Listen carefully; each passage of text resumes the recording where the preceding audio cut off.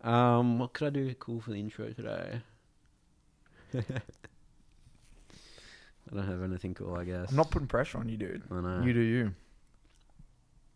Guess I'll just do a standard boring introduction. Yeah, looks like it. Welcome everyone to episode number 54 of the Broken by Concept League of Legends podcast. This is where we talk about everything League of Legends.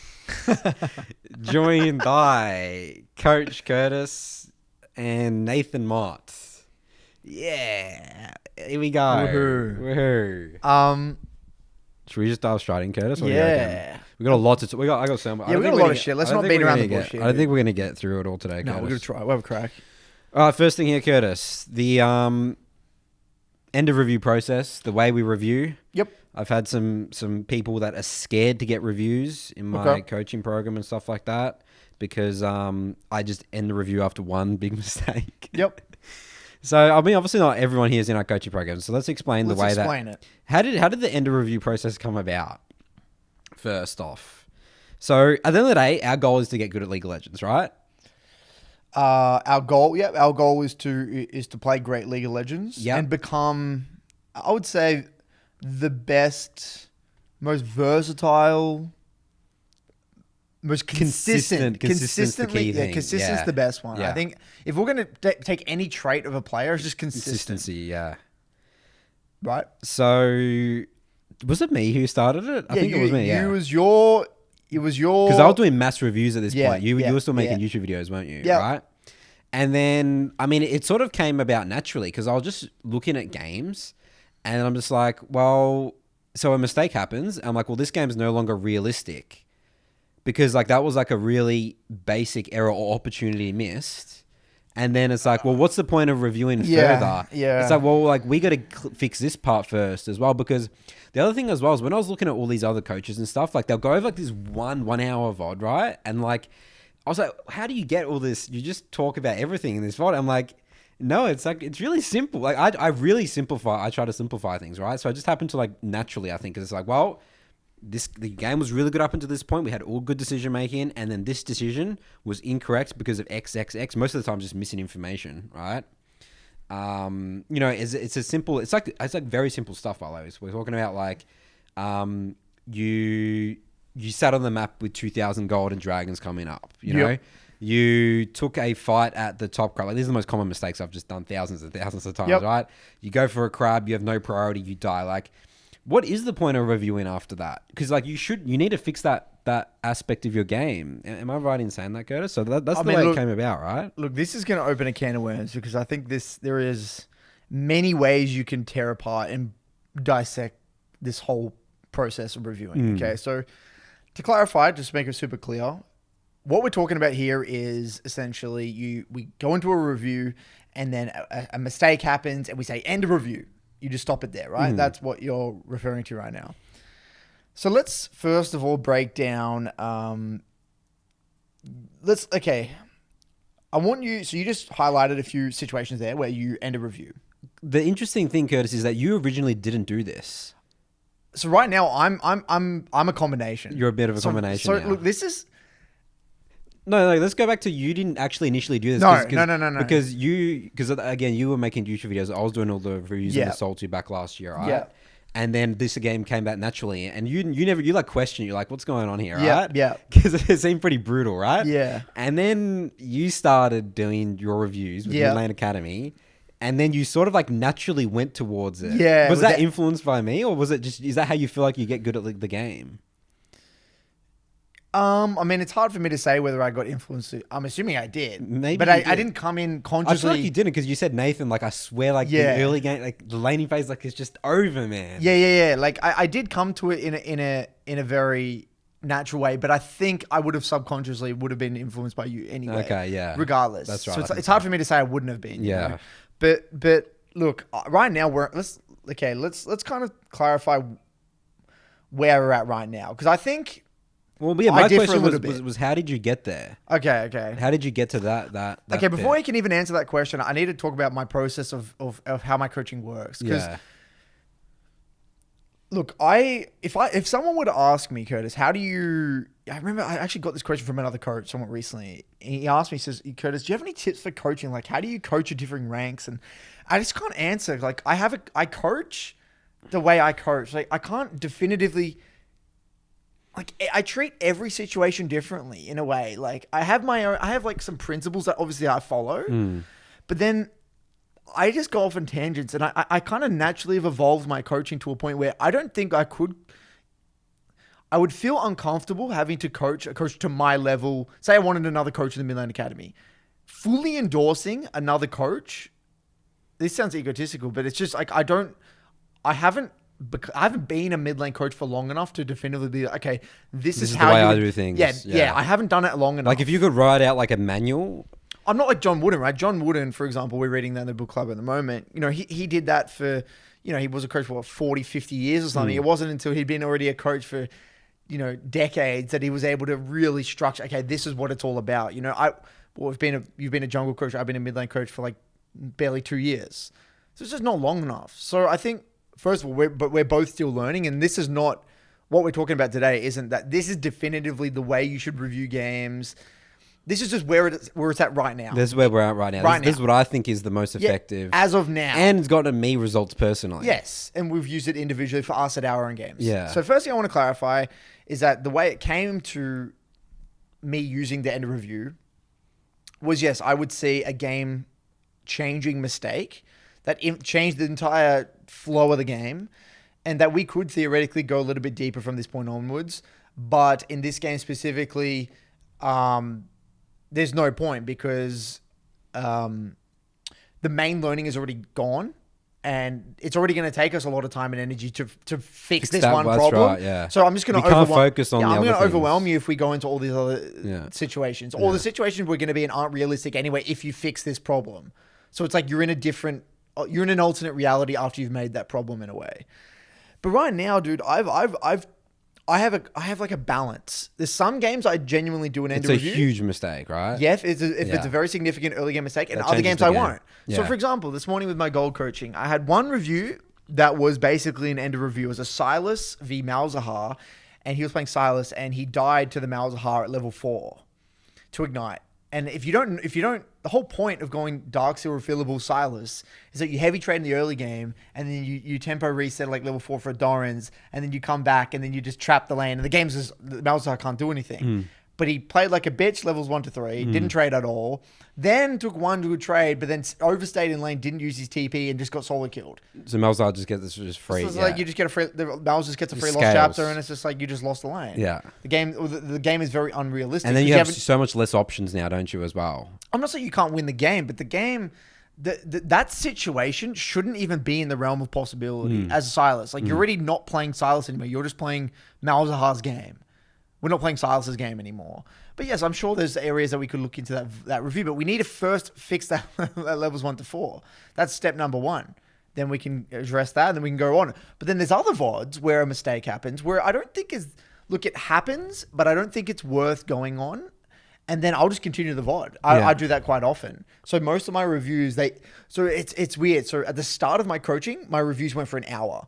Then it went to the extreme. This is the process. This is the evolution that I'm fascinated Yeah, so it was an hour, and then it went to the extreme. Like all my reviews were like 15 minutes. Yeah. And now I'm in the middle ground where most of my reviews are around 30 minutes. Okay. But it's not...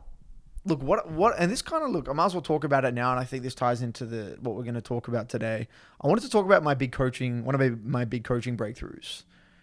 And this is where are we moving away from the end of review process? No, this will tie in. Okay, because I want to bounce back with why your end of review isn't, this will tie in and add clarification, where I think look, my advice for you to help you find the balance. Okay. Because you might ask me, Curtis, what do you talk about then if, how do you spend half an hour if this person made a mistake? Yeah. So...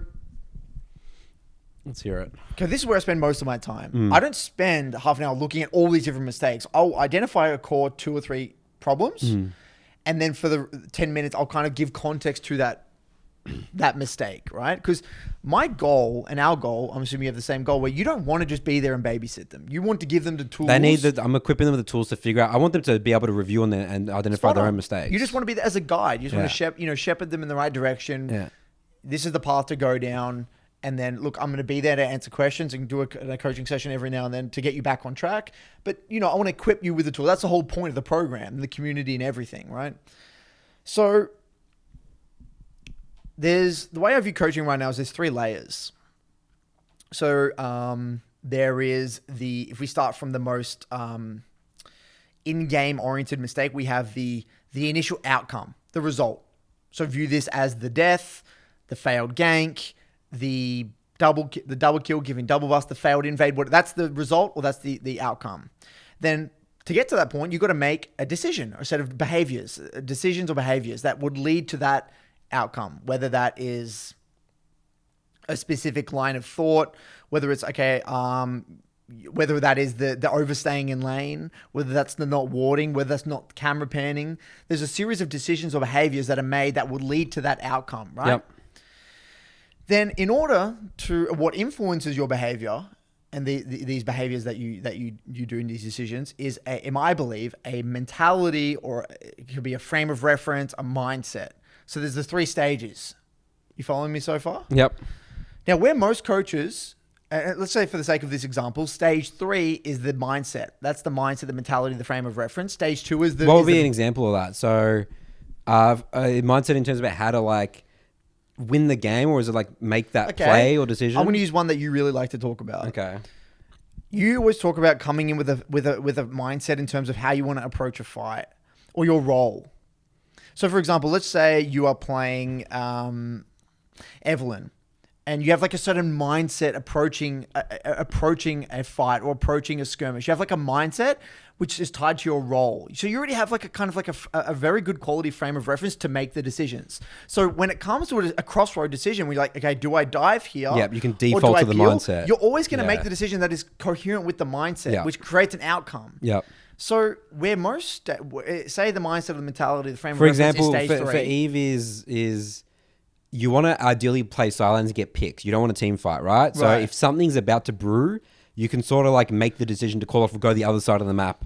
Right. That's one example. Okay. But you can but there's many areas you can go down in that stage 3. You can talk about intensity in here. You can talk about losers game versus winners game. You can talk about, there's so many areas so many things that influence your behavior and your decision making, which influence the outcome. So if say that's stage 3 at the top, most coaches, when I watch coaching and I watch Nice and all that crap, they're sitting in just stage 1.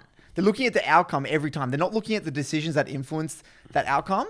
They're just LS, just, outcome, click here, do that, rather than going up to stage 2. But no, I don't even go to stage 2. I go to stage 3.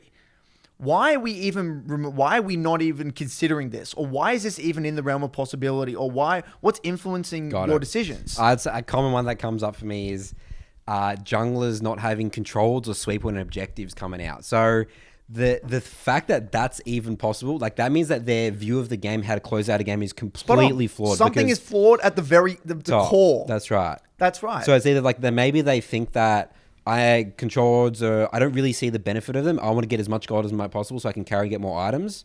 But then in my mindset, I'm I can't actually consistently close out a game if I don't create some sort of vision advantage through controls and sweep. Because then at that point, it's common sense, because you understand that what you're trying to achieve. So this is where most of my attention is focused. So the reason, say I end a review, I won't just say, okay, you made this mistake, end a review, don't do that again. I will then go to the next level. Okay, why was this mistake even apparent? What was missing in your view of the game, or your reference point, or your mentality, or your understanding of your role, your champion's identity, that has actually created this reality in the first place? Then hopefully when I address that problem, they're going to be able to solve them by themselves. And this is where most of my biggest coaching breakthroughs have happened. Recently, Ting, mental boom, bottom of master, floating into Diamond 1 master, boom, now he's 300 LP, right, borderline grandmaster. Recently with a big breakthrough. And this is something I've recently brought to the forefront. So what was that breakthrough specifically for him? For him, Ting was interesting because Ting is a very interesting case. And this is what I've noticed with most of my master tier clients. Master tier clients are very tricky because they've played so many games to get to that point. They've got some crazy mental blocks and weird processes. Yeah. So for Ting specifically, he was making decisions that were all stemming from a sense of like just blindly following intuition.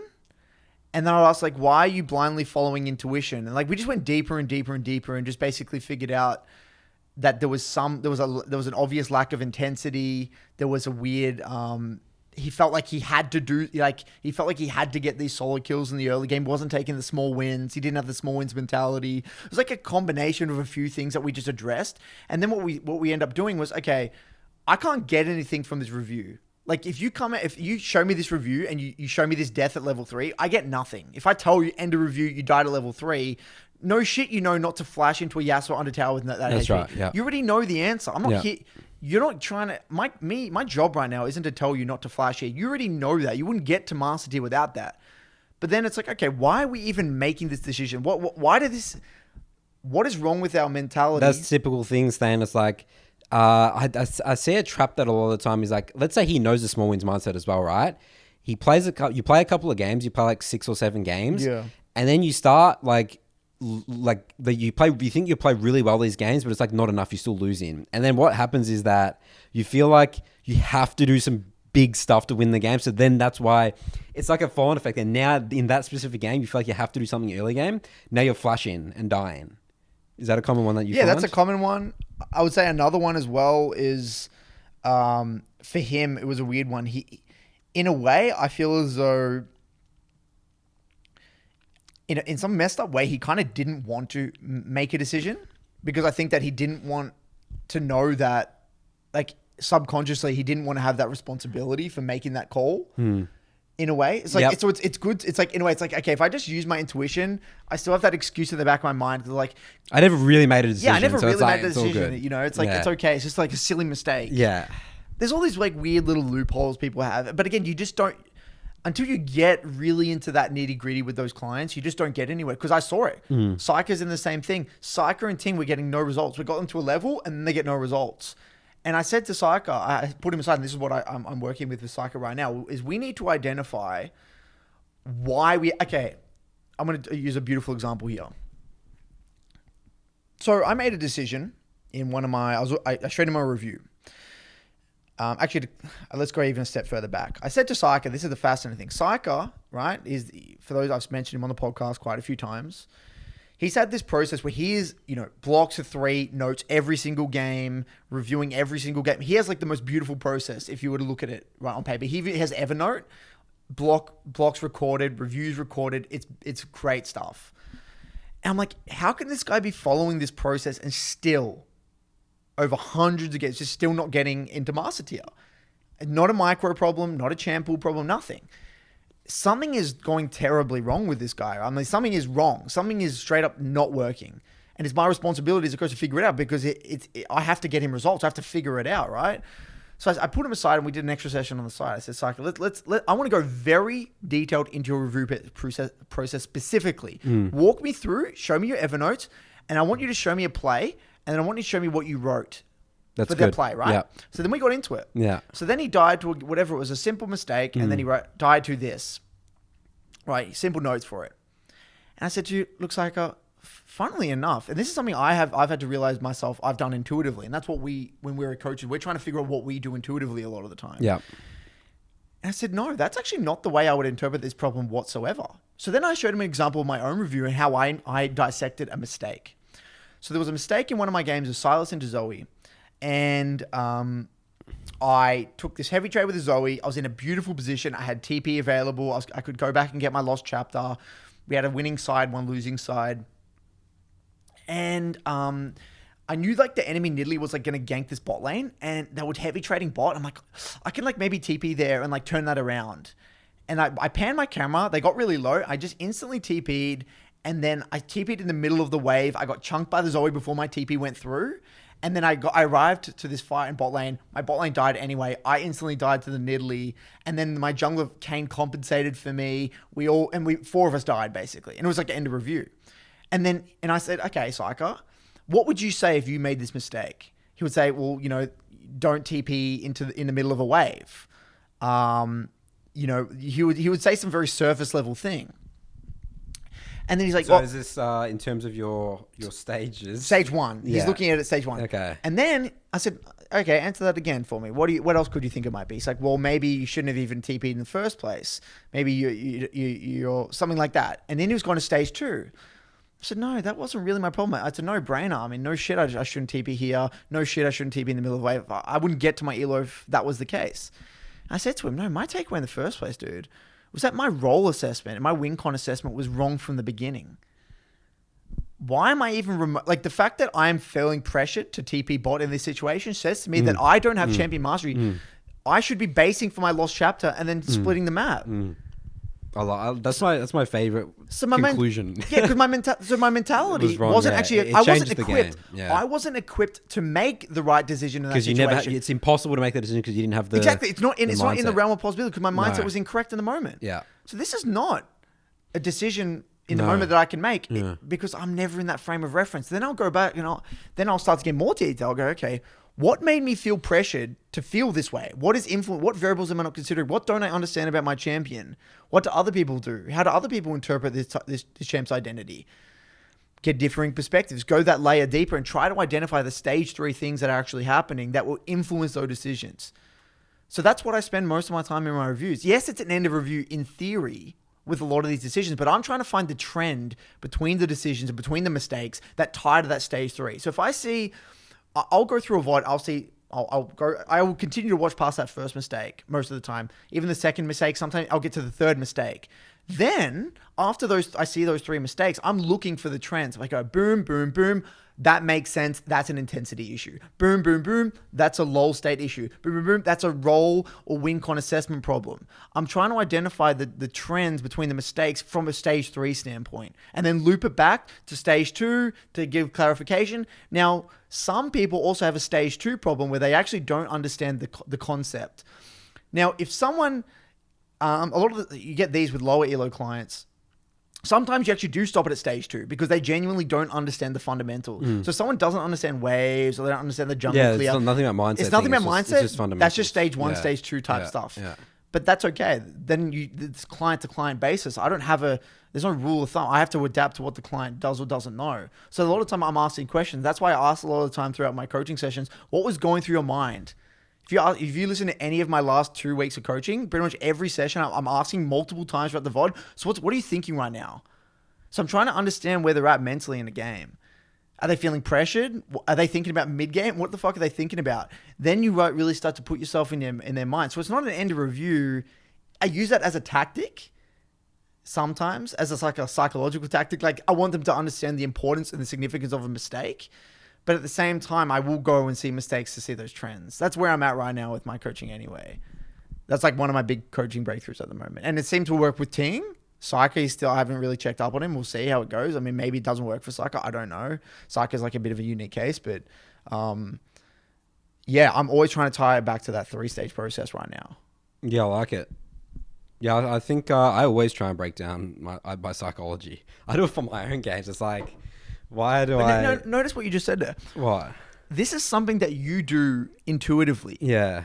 This is something that good players do intuitively. But again...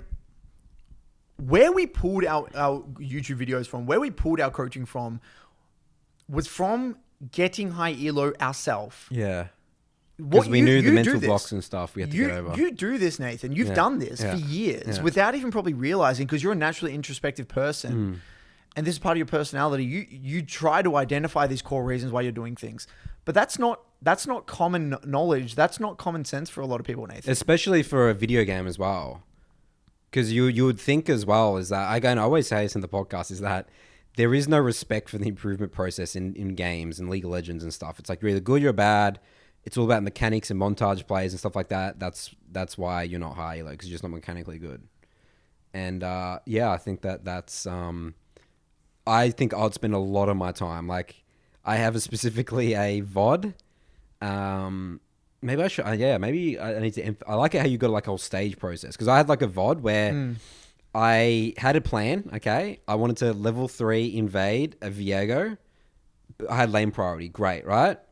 He should have been on the blue in my mind, but he did something different and he was actually in the river and then he saw me, right?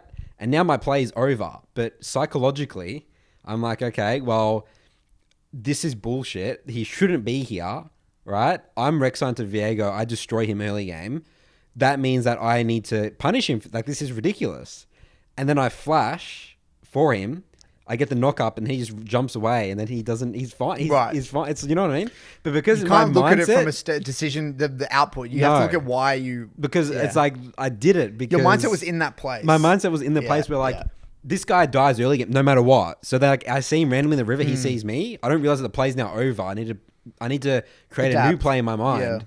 But I just couldn't accept reality, you know?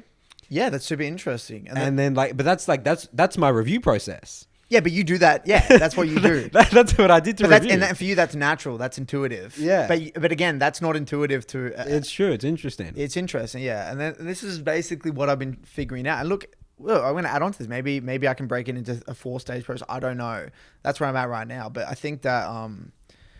So yeah, the end of review has a place. But I think that the mistake needs to have... For a mistake to be a genuine end of review, it has to be absolutely game changing. Like the game's out of your control. That's another thing I say as well. Like you've lost a lot. It's like the seatbelt analogy, right? Yeah, the seatbelt analogy. That's great. Like the way it's like, okay, the seatbelt's really undone. Like basically, I'm reviewing until like the person's just gone through the window, falling out of the car, dude. They're falling out of the car. Well, but again, okay. Look, I will also review games where. Like they make a mistake, but then they've got winning sides, and I'll see how they can use them. That's right. Yeah, still have losing gracefully or being a facilitator is equally. It is actually very important. Yeah. So you got to also know how to do that as a skill. Agree. So again, it depends. You got to clarify that. I'll just say that. It's like, look, we're not really going to be looking at how to translate leads here. We're just looking at. I want to look at how you identify your role and you're losing gracefully. How good are you at losing gracefully, type thing. So. Yeah, I don't think there's a clear-cut answer. It has a place. It's just it's a case-by-case basis. So this is from one of my SoloQ members, Leo. Okay, he's Diamond 2 on EU West, I think. Yep. He goes, "Hey Nathan, I've tried to do some 3 blocks and use your review process, but I'm skeptical about it and have some questions/problems using the end of review style. How do you learn how to play from behind effectively?" I guess that's sort of like saying, it's like, well, if we end the review, how are you ever learning to play from behind? But those are 2 different things, aren't they? Again, what you just said, right? Look, it is a different skill. It's a skill within itself, losing gracefully, right? But there's some games that like you can't lose gracefully because it's like out of your control, or like that's a basic mistake. Yeah, that's right? true. Sometimes you just lose because you got the counter pick in the draft. Yeah. Okay, look, I want to add before you go on this. I kind of feel as though the end of review process will naturally... Okay, I gotta be careful here. I think for some people, they react well to the end of review process. That's right, yeah. I don't think every person reacts well to it. Yeah, well, this is what it is from Leo. I've had problems with Will as well and Consti as well when I used to work with him. I think certain players they need to be thorough and they need to know how to play from behind and they need to understand their role no matter what. I think certain personalities will deal well with differing ways of coaching. Because I think that in my experience coaching certain players, they actually naturally understand how to play from behind. Like they understand their champion's identity so well that by doing that end of review thing, they just know exactly what they're looking for, the conditions, exactly what they're looking for. And even if they don't meet them in the game, it's like, okay, I kind of still know what my role is in this game. Like they'll adapt. And it's just like losing gracefully for them is just like a natural byproduct because of just through sheer identifying your role and identifying win conditions. But for other people, it's less intuitive and it's less common sense and they need to be really stepped through the process. So again, I think that's where I'm at right now. Just listening to what you said. Should I continue on? Yeah. He goes, so how do you learn how to play from behind effectively? If you're just ending reviews at early games all the time. Yes, ideally we won't even need to play from behind with a perfect early game, which I think is the focus. But I really feel that ending the review after a mistake that puts the enemy ahead has a few problems. It really easily creates a mindset where if the enemy is ahead, the game is lost. End of reviewing yourself in game. So it's like in game, it's like now I'll just give up because the game's just over. End of review, right? It doesn't tell me how I need to adapt to when the enemy is ahead and how to create plays to get back into the game. Even as a Diamond 1 player, I feel as if I am a little lost and demotivated when playing from behind. And I think it's because I just don't review games when I put the enemy in an advantageous position. I do understand that there is a major difference from playing proactively and switching to reactively, and that League of Legends is a mostly snowbally game. Can be countered with things like shutdowns and stuff. But I think learning to identify and punish enemy mistakes is extremely vital. I feel as if this end of review style can really only be suitable for already good players that have the knowledge and mindset to play from behind. So why not fully review the game regardless of whether you made a mistake early game? I find myself reviewing a game and then seeing that, I shouldn't have invaded. I didn't have prior, and now I have just gifted my buffs to Nocturne and he double scuttles me. End of review. I don't feel satisfied after reviewing that game. I know the mistake and I try to amend it next time with greater map awareness of lane priority, but I know that I made many more mistakes during that game that I can't get learnings from because I've just ended the review. Anyways, I'm not trying to shame the review process in any way, shape or form, just trying to see if I'm reviewing things in wrong light or not. Well, I mean, what are your thoughts? Yeah, I mean, I had this experience. I had this. I think that was a huge thing because I was doing the end review process last year in my reviews, and I think that leaked into my own gameplay where I made these really basic mistakes in Diamond. Like this was when I was Diamond, and then I'll just give up. And then what helped me was understanding that I'm going to make a lot of mistakes. Any team's going to make a lot of mistakes during the game. Okay, this is during the game. And then the moment I make the mistake is okay, how do I make this game as hard as possible for the enemy team? We've talked about this before on the podcast. Mindsets to get back into the game. And what's the next objective? What's the next best play given the current information that I have? And that's sort of just a switching mindset that I had to take. And I need to just take, it's okay, just relax. I made a mistake. I'll review it in the review, and that will be end review in the review. But in the game, I need to be always just focused. What's the next objective? And understand the enemy team's going to make plenty of mistakes as well. There's many opportunities to get back to the game. That's my answer.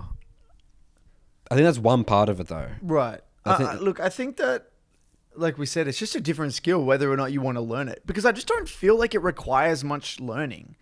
This is how okay, I'm going to say this as a player. Yep. I haven't thought about this before. I'm just going to spurt out what I believe as a player. There are certain parts of the game that I think once you understand the underlying concepts, there is no point going on about it. So for example, when I'm behind, there's basically three concepts that run through my mind, period, no matter what the situation. Champion identity, what is my role in the game, and what is the win con? And I guess, yes, you could get quote unquote better at that, but at the same time, it's more of a mentality because once you get over the whole, because I got asked this question from Psycho. Psycho was watching one of my personal reviews where I got behind early. He's like, he was watching one of my SoloQ streams. He's like, how are you still playing this game? He went to a specific moment. He's like, and I win this game. And he's like, Curtis, how do you play here mentally? Where is your mind mentally? Because I don't really get phased from behind a lot. I'm not going to say. I mean, we do it. That's what happens all the time, right? I mean, I get behind, but I'm not going to say, yes, sometimes I get tilted, right? I'm not perfect. It's depends how you get behind. It depends how I get behind. Mistake. But even then, I'm pretty good personally with playing from behind. I won't tilt too much and I'll just identify my role. And I said, look, I guess intuitively, I mean, I understand that they're probably going to make mistakes because everyone makes mistakes. And I guess I'm not even at my power spike yet. And I'm assuming this guy they're not going to play perfectly. And I actually know people make more mistakes from ahead because they get complacent. That's right. So I'm just waiting. I mean, that's how I feel. I got to play this game anyway to 15. So I might as well just play it out and focus because I'm sure there's going to be a mistake made, which I'd rather, even if there's a 10% chance, I'd rather win that game. Take that 10% chance and have a 0% chance, That's just how I guess subconsciously internalize it. But yeah, I don't want to go on too much about it first when in my own games playing from behind because it's just okay, I got behind, the game's out of my control. Here we go. Did I identify my role correctly? Did I identify the win conditions correctly? Could I have traded off more objectives? And was I playing in accordance to my champion's identity? Yeah. Period. Yeah. So if you understand the concepts of the map, you understand how to trade objectives, you understand your champ's identity, the rest of the decision specifically you make should come somewhat naturally. intuitively if you Yeah. understand the concepts. So what I would say, What is that for a specific elo though? Because again, essentially what Leo's saying here is that he feels like that there's more to learn in the review, playing from behind after that big mistake, but he just doesn't get that. And you're saying that once you understand these concepts, you don't need to. yeah, so maybe learn. he doesn't understand those concepts yet. That's what I'm saying. Yeah. So what elo like is that? Like diamond, like platinum, gold? Is it really only of like high? Really? Well, in my high elo VODs, I very rarely go past a mistake. In my master plus, like I'll probably end it up at like 2 mistakes. So you would say that your end of reviews are quicker the higher elo you go. Yeah. Okay. The lower, the more forgiving I am. Yeah. Yeah. Yeah. So like if my like grandmaster reviews, like I'm pretty harsh. But to be honest, I don't get given reviews like that because the people in my grandmaster, they don't give me a review that like they make a silly because they know how to review. That's that. right. Correct. They yeah. will only send me VODs that. Yeah. They're like a bit more complicated problems to Yeah, solve. more I won't get a review like that. So like for him, he's basically asked. That's a cry for help that he doesn't know how to lose gracefully. He doesn't know how to understand how to identify his role. He doesn't understand maybe trading objectives or playing towards a strong side or identifying win cons. Maybe that's a weakness that he has. So I feel as though again it's case by case. Some people get that stuff. I don't think it's a rank thing. I think it's just like I guess more the higher you are, the more likely you understand that. But I think that's just basically a cry for help, dude. He wants to learn that skill or those 4 skills. You know. Okay, but is it? But is that maybe not? Then now we don't have to worry about the early game mistakes anymore. Is that then an excuse to like stuff up early? Because that's what I'm scared of now. Because again, like I really emphasize early game mistakes. Is it different mid lane to jungle? Yeah, that's what I'm thinking. It might be just different mid to jungle. Well, the interesting thing with like mid and jungle is like when you make a mistake as a jungler, it's like in your control. Like everything's in your control. Yeah, basically, yeah. Yeah, you could technically never die. Yeah. Just sit in your jungle. Like it's always in your control. Whereas a laner dying is sometimes out of your control. It is. It's true. Yeah. Like it's like when you talk about the just die. Hecarim ganks. You have all the fundamentals. You're leaning, and he ghosts and E's and ults in your head. You just die. And you just die. You just die. You know. What do you reckon? Oh, like I've never look. Again, I'm just thinking of this as a player. Yes, I will review certain games on my own where I get behind, but it always ties back to one of those concepts. Like if I ever look at a game where I'm losing and I'm like reviewing it, it's always, I just didn't identify my role this game, or I incorrectly identified the win con, or why was I making this decision? Doesn't make sense with my champ's identity. It's that simple as that for me. So yeah, I will sometimes look at it, but it doesn't warrant, for me, it doesn't warrant setting a learning objective because I should be doing that anyway. Like, if I'm not correctly identifying my role, I'm not even going to win if I'm ahead. You know? Yeah, that makes sense. Does that make sense?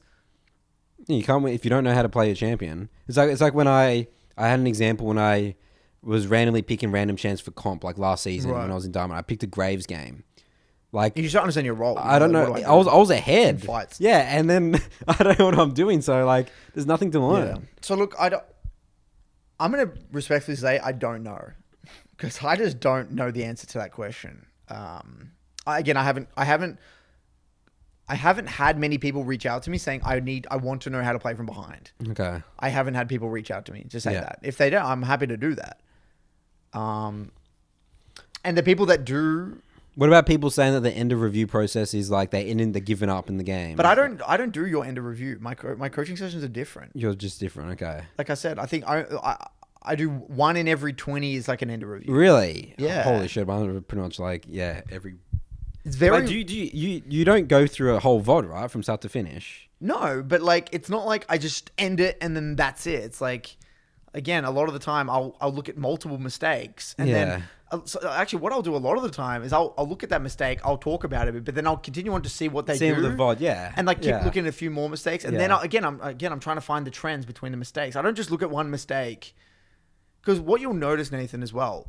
Look at that. I guarantee if you if you look at that guy's mistakes, there's probably a trend within his mistakes that he's failing to identify his role.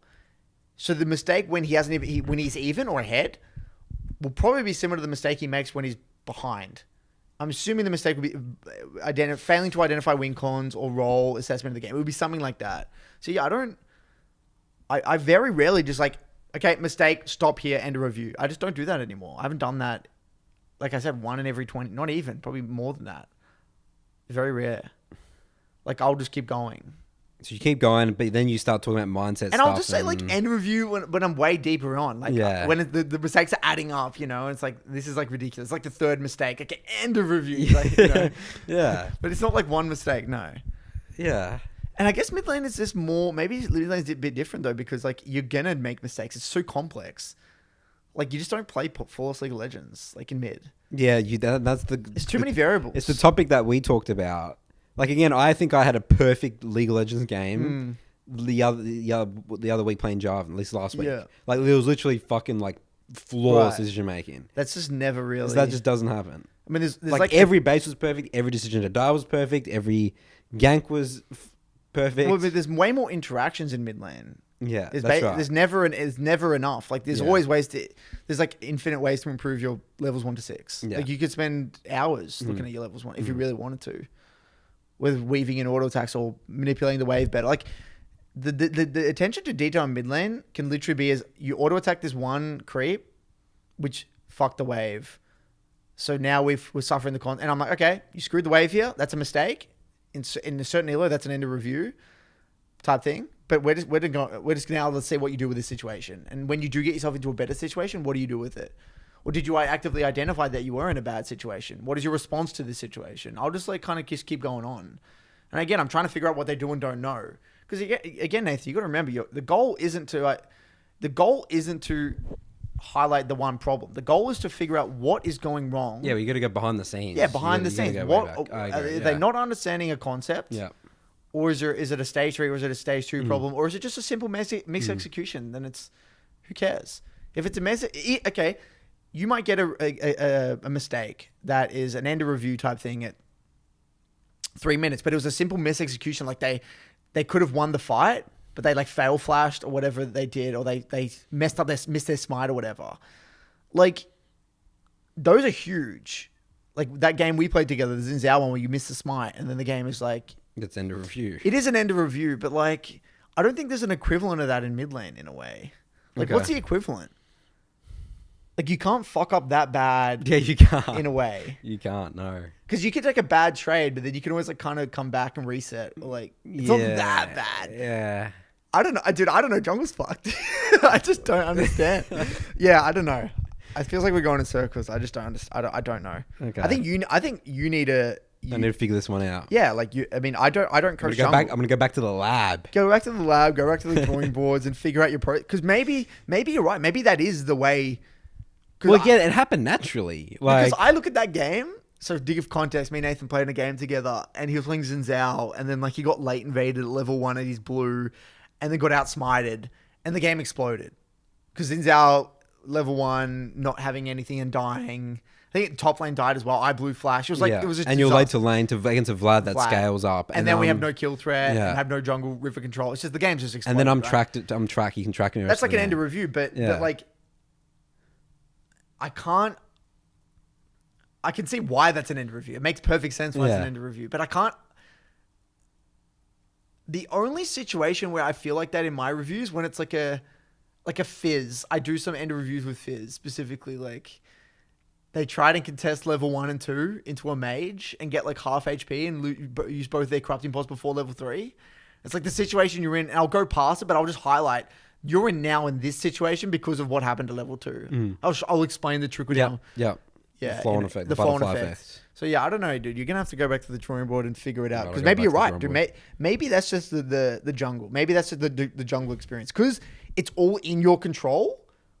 You should only focus on the things that are in your control. Because if you go into mid game, none of that's in your control as a jungler anymore. Yeah, that's what it is. Whereas in a mid lane, it's the other way around. You actually get more control the later the game goes on. So it's like true. Inverse. That's actually such a good point. I never thought about it. Jungles have full control the early game, but not much control the mid to late game. Yep. Whereas like laners have a lot of control in the late game, but they don't have as much control in the early game. Fascinating. That's actually So maybe exactly that right. explains your end of review, why I don't end of review that much, because you get more control throughout the game. Like you could probably do some stuff here. I don't know. Different roles, man. This is why you got to be a role coach. I mean, you can't coach every role the same. I wouldn't even know where to start with coaching jungle, dude. It'd be overwhelming. I don't know anything about lane fundamentals. So overwhelming. Good night for me. Imagine coaching jungle and mid, being a jungle mid coach. Get me out.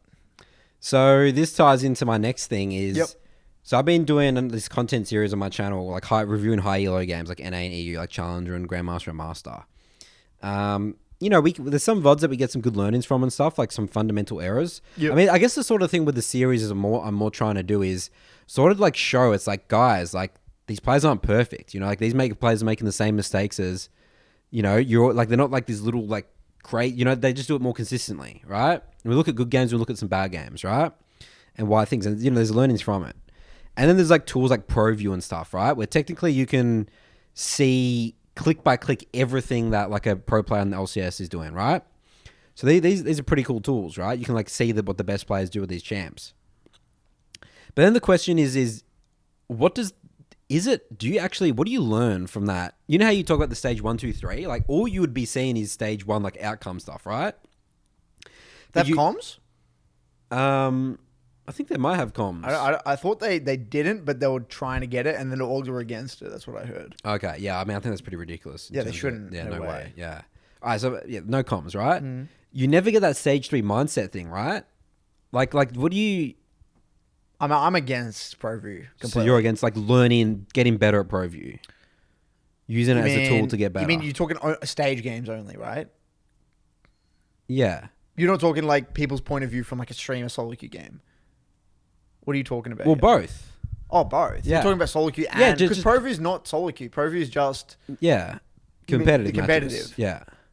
So you're... Okay. Let's separate them, I guess. Yeah, we need to separate them. All right, separate them. Yeah. So Proview. Proview competitive games, they're useless. So so you go and watch a VOD like... and I'm saying useless in the context of there are 10 different things you could be doing with your time that would be more impactful. More impactful. I'm not saying it's like useless, but let's just say you only have an hour. Like reviewing your games, looking at SoloQ 1 tricks. Yep. For your champion. This is all the things that would be more beneficial. Watching that person's SoloQ matches, watching high elo streamers, going on YouTube, watching the matchups play out in SoloQ, doing 1v1s if you're a laner, having a discussion about playing the game itself. Any of them would be better than watching Proview. And why is that? Because the game is... People don't understand how different the game is. It's different, we've said this, but it is a different game. It's not League of Legends. The League of Legends you play in SoloQ is not the League of Legends you see in competitive. There is things going on that you just simply... You're not equipped to understand, and incredibly... Like, for example, a very common thing is like... You will see ganks that would work in SoloQ that it wouldn't, you know, they just don't even attempt it. Yeah. They didn't even bother showing on the map because like you could easily go for this. You could easily go for this gank in SoloQ and it'd be fine. But like you can't even attempt it in competitive because like you just track the entire time. Yeah, you just track the entire time. They don't need wards. They already know where you are. And like that guy's walking this guy's walking like the perfect line of aggression and defense. So like he might look like he's gankable, but he's actually not. Like he's just trying to bait you in. Like there's all this stuff. There's all this crazy shit. And like they have strategies that they're doing that you have no idea. Again, that would require multiple lanes to be doing the same thing at the same time. For example, you know, this jungler might do a certain path, but it only works because the laners are playing a certain way. Right? And like the matchups that get priority don't get priority in SoloQ sometimes. Yep. Yeah. It's just no point. I attempted to watch Proview when I was a head coach, but again, that's specifically for like strategy to see like how it looks to implement it. But that's it. Like as the average SoloQ player, even challenger players. I just don't. Unless you're an actual competitive player versing that player. Yeah. Like you're in competitive and you're trying to get better at competitive. That is it. Because you just don't. Yeah. So like your academy player or an amateur player or something like Yep. that. Yeah. Then it'd be worth it. But no one who plays SoloQ is not worth it. All right, and then for high elo solo queue. You mean watching their VODs? Yeah. Well, look, yeah, I think that's the best. I think watching point of view. So VODs, point of view, not spectate client. Yeah, I never do. There's client. lots of YouTube channels with spectate client, like Career and stuff like that, right? Yeah, but there's ones that don't. I try to watch the ones. Oh, that really? Don't. Yeah, if you look at there's a Korea or Chinese pros channel, and you watch like Beifeng and all of them, all their from their stream. Oh, great. And I have access to all the streams anyway. Have I On showed you? Doyo TV. No, so I got a list of every one trick in China. Oh my god, is that for jungle as well? Yeah, for every. Oh my god, send that to me, dude. Yeah. What the hell? I need that for my content Yeah, series. it's got the everyone stream. And it's POV. And I've also got an article on my Midland Academy how to watch Chinese and Korean streams. So yeah, that stuff's the best. Excellent. So if I want to watch point of view of those, I'll watch their actual stream. I'll try to only, if possible, if I'm going to go out of my way to watch a specific champion, I'll try and watch point of view. Yep. Because then you see like the clicks that just change everything, and like the way they're tethering and how they use their abilities. And Do you think that means less for jungle, like pathing and like decision making and jungle's stuff? again, jungle, I'm assuming is very different. Yeah. Because you just want to see their path. And Yeah. like, but it would be kind of helpful to see how they pan their camera, right? What they're looking for. You could probably say, Yeah. oh, interesting. They looked here. But even then, they're probably looking at the minimap a lot more than you would think. It's kind of hard. Yeah. But you still get a gist, right? It's better than nothing. But yeah, if possible, point of view is the best. It matters a lot for mid. It matters a shit ton. Like, I refuse to review a VOD that's not point of view in my mid. Yeah, I review non-point of view VODs all the time. Some people can't record them. What? Yeah. I just say figure it out. Yeah. Tell them to figure it out. There's always a way to figure it. You can use low-key GG, OBS. There's always a way. I mean, I definitely like it because I get to see certain things. I guess maybe I'm too lax on it or something like that. I don't know. Some people said that computers can't handle it. It's like I've had that as well, but you can always figure it out. Okay. You can figure it out. Just lower the settings and optimize the OBS and stuff like that. But yeah, I don't see how you could probably get away with it with jungle. There's no way you could get away with it with mid lane. No way. Yeah, I mean, I always prefer POV. I mean, I can get more information. I get to see what they were prioritizing looking at. Are we done with this? Was there anything else you want to cover? The whole Proview thing? I mean, did you think it's valuable? Like, do you recommend it? No. I just wanted to just clarify it. Yeah. Because some people like overemphasize watch, like, you know, people like watch all, like they sit there and they watch like all these high, like people that wanting to improve, not like, yeah, you know, and like, you know, they can sit back and be like armchair analysts and stuff like Right. that. It's like, there's so much more useful things you can be doing with your time if you want to get good at the game, you know? So people genuinely watch like competitive games to Yeah, try I and think get they better. do to try and get better, yeah. That's a waste of time. I think that's actually a mindset. Really? Yeah. Yeah, competitive's a bait, dude. Like, people as well try to get better at Clash and stuff. Just get better at SoloQ. Yeah. There's no concept. Like, there's never a world. Yeah, but that's weird because you just contradicted. If you said get better at SoloQ when you're playing team play, when like you said they're two different games. Yeah, but the skills overlap. So like, you can't be a good competitive player without being good at SoloQ, but you can be good at SoloQ without being a good competitive player. Yeah. So the way it works, okay, view it like this then. I'm going to give you an analogy to how I view competitive. Okay, this is a very scuffed analogy, but I think it gets across the point. Let's just say you are you're playing an MMO, and you have on the bar, a lot of time when you play one of these games or like an MMO or like one of the MMO RPGs, and you have like four abilities that or like 5 abilities that you can kind of have on your skill bar. In SoloQ, let's just say you're locked in to in SoloQ, you have access to like all these differing like skills. You can like shift them throughout the game. You basically have access to like this entire skill tree where you can just pick and choose whatever you want, right? And in order to like the best players in SoloQ or in an MMORPG in this specific situation, you would have all of them, all the skills unlocked. You would have done all those extra quests to get all the skills, and you would know when to pick and choose what skills to like clear the fucking camps and shit. I don't know. You just have access to everything, and you would have to pick and choose and adapt to the situation you're in. Now, when it comes to competitive, the way I view it is like you're now knowing that you have all this information, You just got to lock in one set of skills and just be really good at executing that one set of skills. So like, they're all there and they're available, but you don't have access to them because again, competitive games aren't chaotic. So now it's like, okay, at the highest level competitive, I know what I can do. I know what you can do. We're just going to battle it out and see who has better strategy. But that's not the way SoloQ works anymore. It's not about strategy. SoloQ is about, okay, it's about everything. It's like, I don't know what you can do because you're going to pull some shit out of your ass. I don't know what you're going to do. I don't have any information because I'm not on comms here. It's about adapting in chaos. Yeah, it's about and that's a adapting huge to chaos. skill. But that whole element is just completely removed in competitive play. So in competitive, it's like we all know what they're going to do. Like when you're in a game of competitive, it's not like you don't know what the enemy's going to do a lot of the time. Because the scrims is just you've done it again and again. You scrim all the time. You know what they can and can't do. It's very rare that someone gets caught out. That's why in League of Legends Pro Play now, what decides a lot of the time the quality of the teams are individual skill, right? They're just better at laning or better at like individually, and then skirmishing and team fighting. What about draft? And I would say draft is a huge one as well. But we're talking about, if we're going to talk about how good a team is across as players and a team minus draft, put draft aside for now. Like the teams with better individual skill, like they understand their matchups better and all that stuff, but then also their skirmishing and team fighting end up winning out because they all know what they're going to do. It's like whoever can execute it better, but it's completely different in SoloQ. I don't know what the hell the way this guy's going to play Pantheon mid. I have no idea the way this guy's going to play Fizz mid or Cass. I don't know how he's going to play it. He could play it 5 different ways, but in competitive, there is only one. Everyone's just going to play the optimal way. That's right. And I know exactly how this guy's going to play Victor. I know how he's going to play Syndra. I can just know. But I know what he's going to do. And then he knows what I'm going to do. Let's just battle it out in the river. And when it comes to strategy and scope, team play.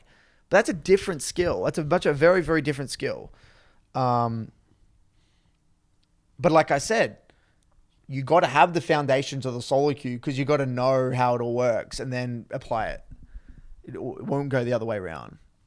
So, it's just not worth it because your goal is to unlock all those skill trees and shit in SoloQ. That's the way you got to view it. And then you can pick and choose which one you want to use and bring that into SoloQ. Bit of a weird analogy. That's a really scuffed analogy. Yeah, I tried my best, but yeah. Don't waste your time.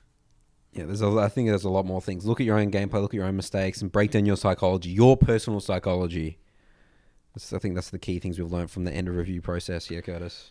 So I wanted to talk about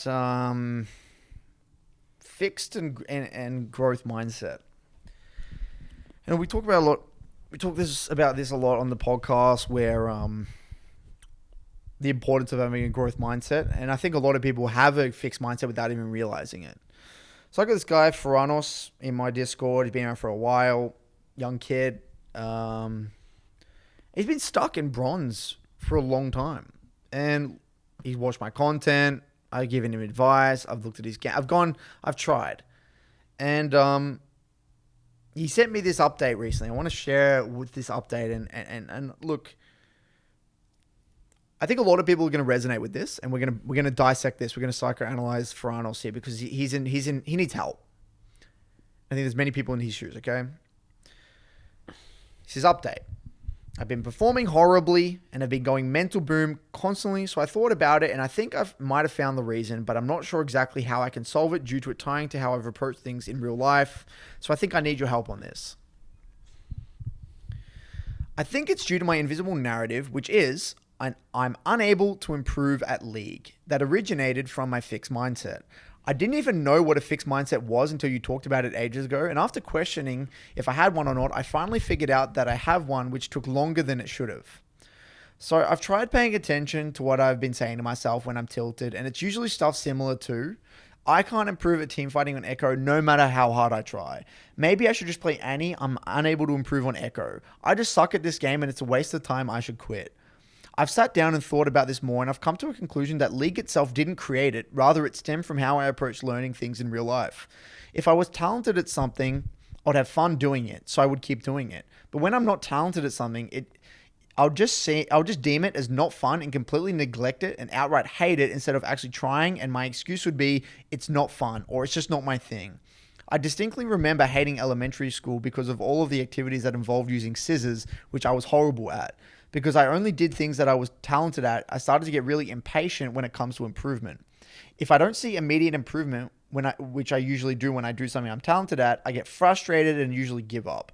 For example, I consider myself talented at drawing, and when I draw the same drawing twice, I can see that the second looks better, which shows immediate improvement. This leads to me getting frustrated if I don't see fast improvement when I do other things. This has been giving me a lot of trouble in League since I'm trying so hard, even though I'm not talented at League, which I was subconsciously hoping for. This led to my start of my League journey being really rough, as it was immediately obvious I had zero talent, leading to my hopes being obliterated. I was unable to let go of this for a long time, which caused me to have ridiculously high expectations. It feels like my own mind is against me. Since I'm going against what my lifelong beliefs were, my mind keeps trying to prove that I'm not improving at League every moment possible, sometimes even at a subconscious level, which I find really scary. At this point, I can't tell anymore if I'm improving at my learning objective because of how biased I am, which then proves my invisible narrative that I can't notice improvement.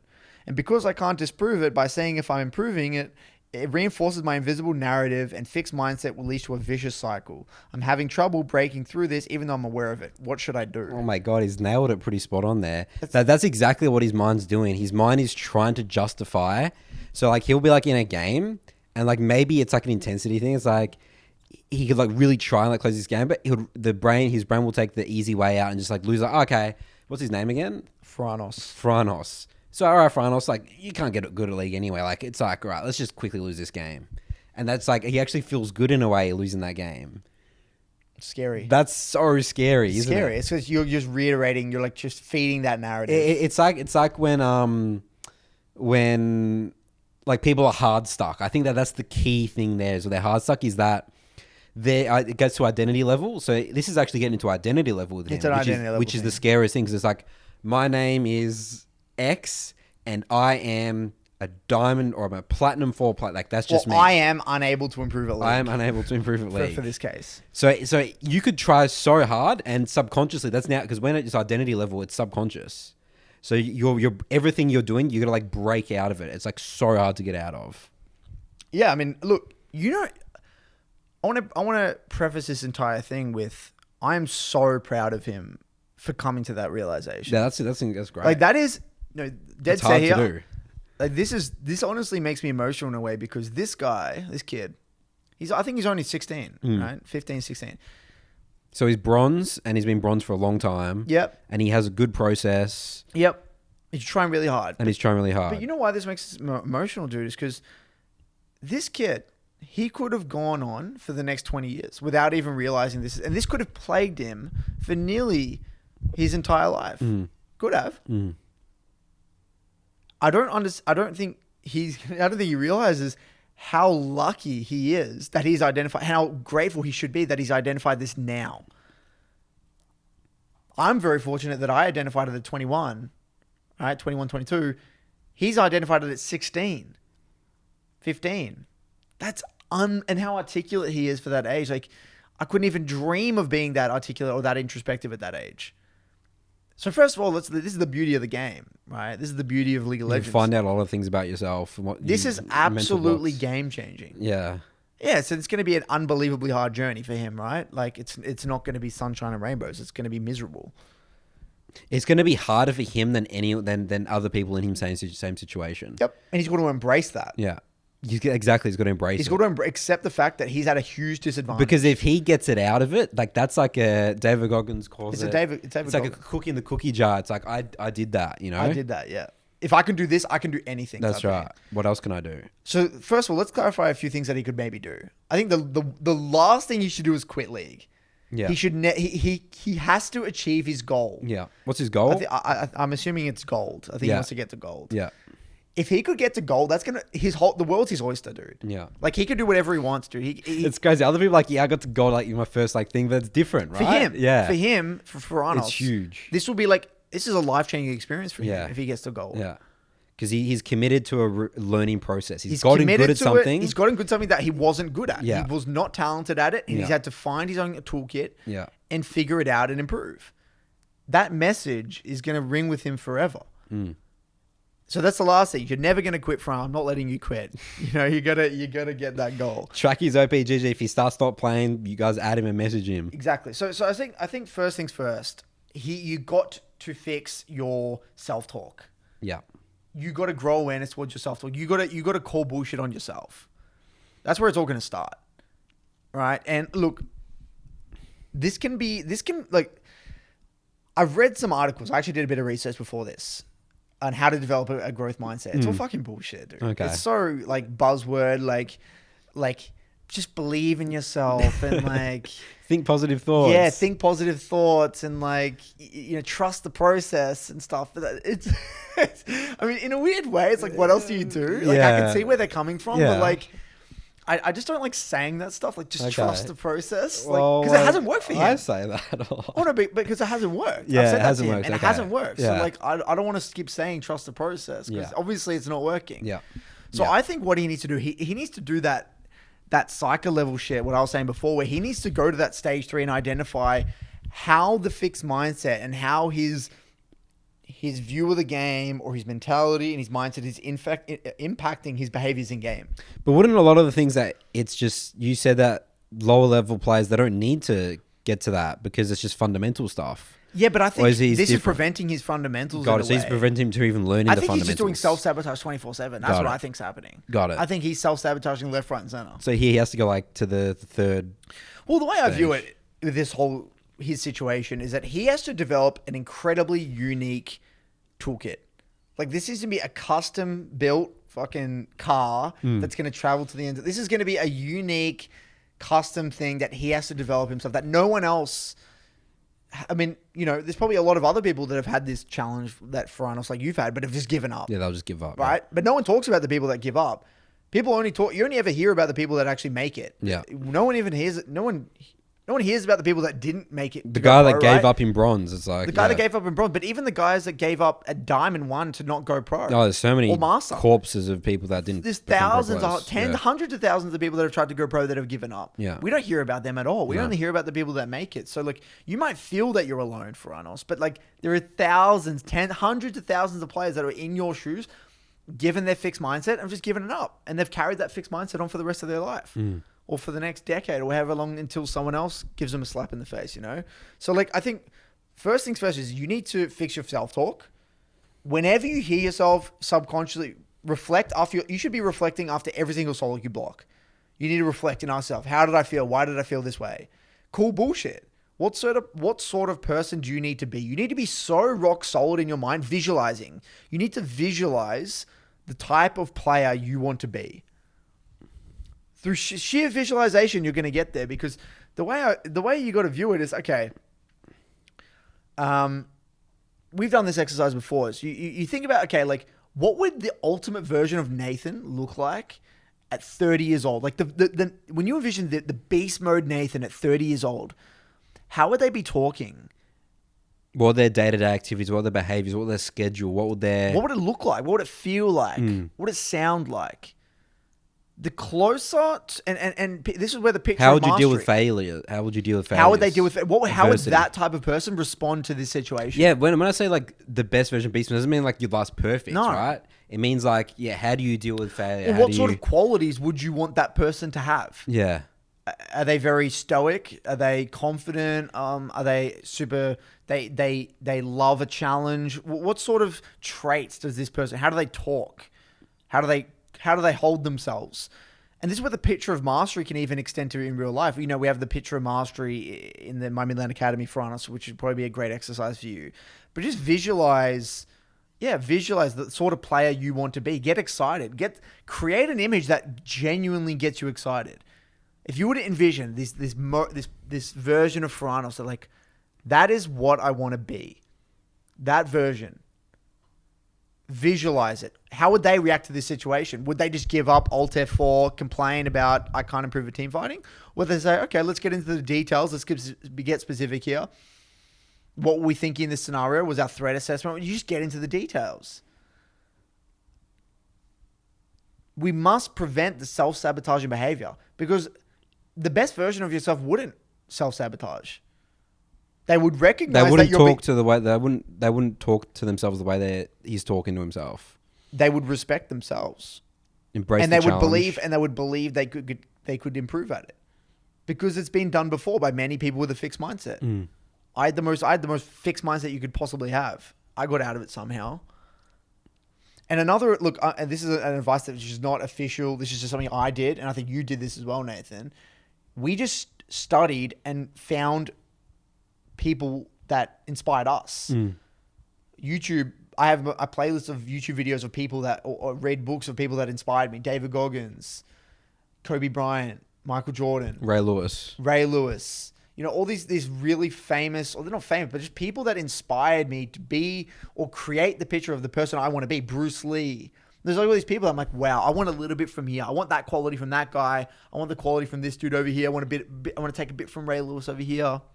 You know, a bit from John Wooden. You take bits and pieces and you watch these videos and you just study. How are they talking? How do they hold themselves? How would they react to this situation? What challenges did they face that they overcame? What was their mindset? What was their mindset like in that situation? That's why when you watch Last Dance, the Michael Jordan thing, it's just like, holy shit, that's so cool.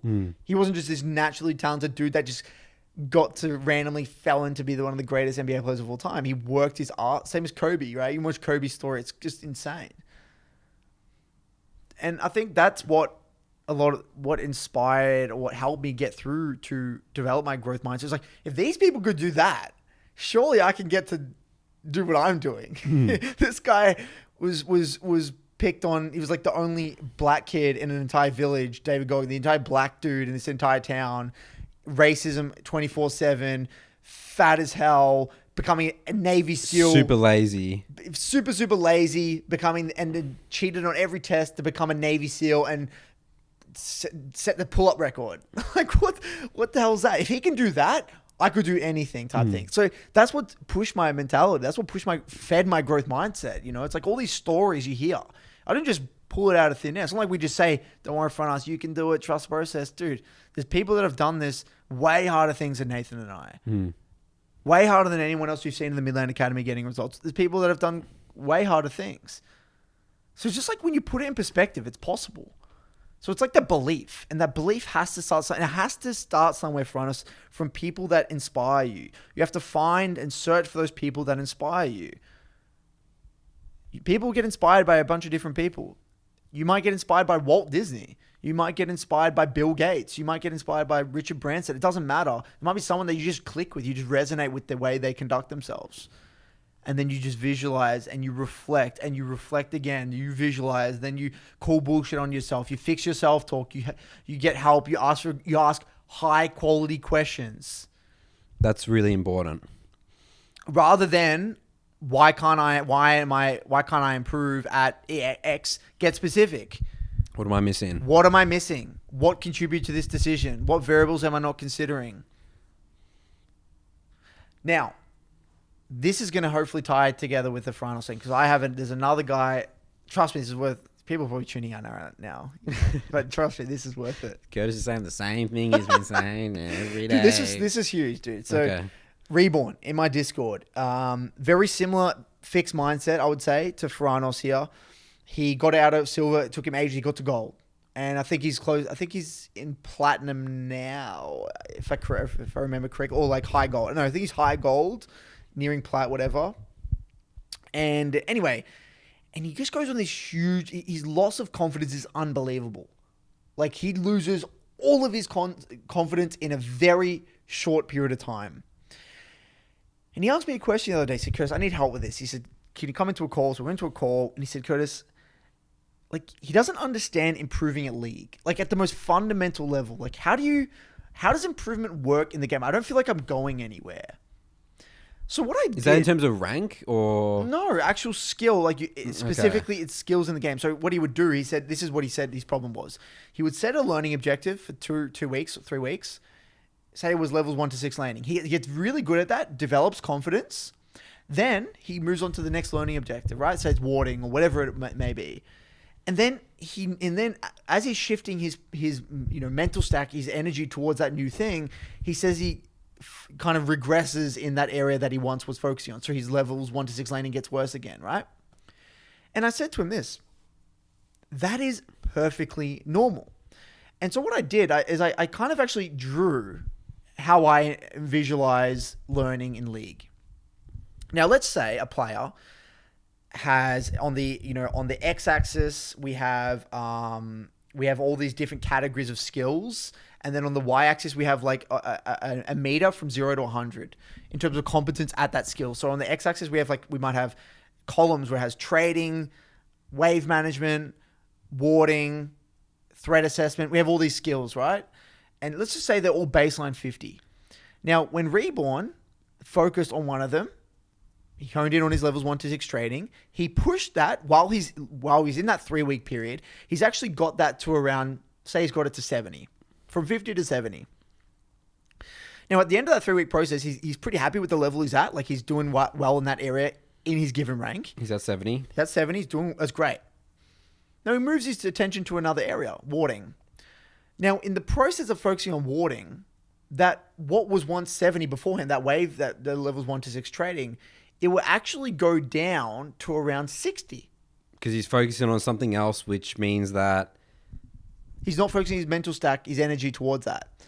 Okay. Right? Yep. So when he focuses on warding, he now is going... But is 60 sort of like his baseline in muscle memory? Yeah, exactly. So his muscle memory is actually increased by 10. Yeah.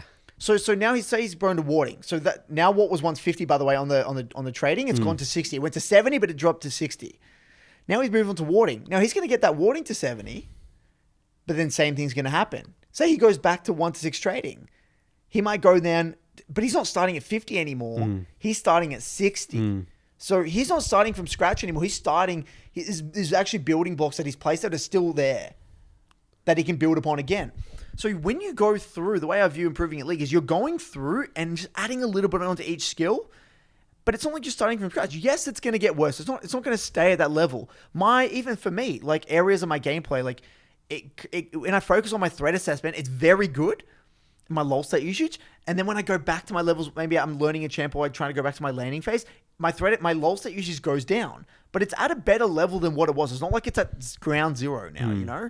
So you just rinse, repeat. So now so it's like an iterative process. We're going from 50, bring it up to 60, and then yes, it might temporarily, you might get to 70 or 80, but it's going to drop back down. But then we're carrying on from a higher baseline. And then we go again and again and again. And then every time you're doing it, you're just getting up just to 5 or 2.5 or 5% every time. So yes, in the short term, if you're very zoomed in, it might look like you're going backwards, but you're not actually going backwards. You're no way starting at the same level you were at that skill, because some of it is going to stick. Does that resonate with you in your own coaching, or like the way you've viewed your own improvement? Well, the thing that springs to mind me now is that, well, how does that tie into, because we briefly talked about breaks, right? And it would have to be in like a time span, right? Because I feel like that skills do decay very quickly. Yeah. If you take breaks. And I feel like that's what's happened to me in my SoloQ. Like, because maybe it's the opposite. I mean, I don't know if it's a break or not, or I've like loosened, because I was playing on my master tier account for like a week or two. I'm gone to my main. I've like literally lost like 120 LB or whatever. Like 600 now. I just feel like I'm so much worse at the game now because I took that break. And like these skills that were really actually I can't say that because I'm learning a new champ. Fuck, all right, maybe I can't. No, but I still think there is an element. Yeah, there's an element of break. Yeah. I mean, Tim in my Discord, Timothy, he had a 2-week break, and he come back and he's like lost the plot. Yeah. Type thing, and I told him, look, we need to go back to the drawing board. It's okay, we'll get there. But he's not starting at 0. Yeah, he's not starting at 0, but yeah, it will drop. It will definitely drop. I guess it's sort of the way, you know how you talk about with gym, where like if you go to the gym, you build muscle, because we're like losing muscle now because our gym's closed. Yeah, I mean like 2 weeks. But you get it faster. Yeah, you get strength back way faster. Is that the same analogy? Yeah, that's the same as league, right? Yeah, it is 100%. You get it back way faster. You could get 70, and like you'll drop from a break like 30. But then it's like you come back, you'll be able to, because you've sort of done it before. There is literally muscle memory. Yeah. In accordance to muscles and strength. Oh, yeah, there is. Yeah. Is there? Literally, yeah. I guess for me as well, the way that you do the weights as well, like form and stuff like that. Like that. You'll find that you'll get your strength back much faster. Again, I don't know the science, but I know that for a fact. Okay. But yeah, so breaks are important, but yeah, you will go backwards quickly. That's like kind of the messed up thing with League, isn't it? You just get worse so quick. Oh, it doesn't mean like that's what I've realized now. Like now coming back to my main account and learning these new roles, these new champs. Like I'm still playing jungle, but like, man, like your peak rank. Oh, it doesn't mean anything. It doesn't mean shit. Okay, whatever you've done in last season, like I'm the biggest testament of this. Okay, like just how fucked I was mentally last season because I was challenger and like top 3 against top 10 in season 5. In season 10 doesn't mean shit. Okay. And the moment you actually get that out of your head, then you actually view the league differently. It's like, I'm just playing to challenge myself. Like my rank doesn't care. Like it doesn't matter because the sitting on the rank thing is one of the most toxic things I swear in League of Legends. Like that's why Diamond 4 is such a shit show and like Plat 4 because they get there and they're so like mentally stuck because they view the game incorrectly, you know? And like that, it's like, oh, this is my peak rank. I can show my friends like, oh, you know, you got to maintain. It's like a muscle. League is a muscle. Yeah. Yeah, it goes away so quick. And I always feel like I need to learn that. I knew that, but now I have to revisit it, and now I'm realizing it again. It's like, Nathan, why the fuck are you playing on a master account, you know?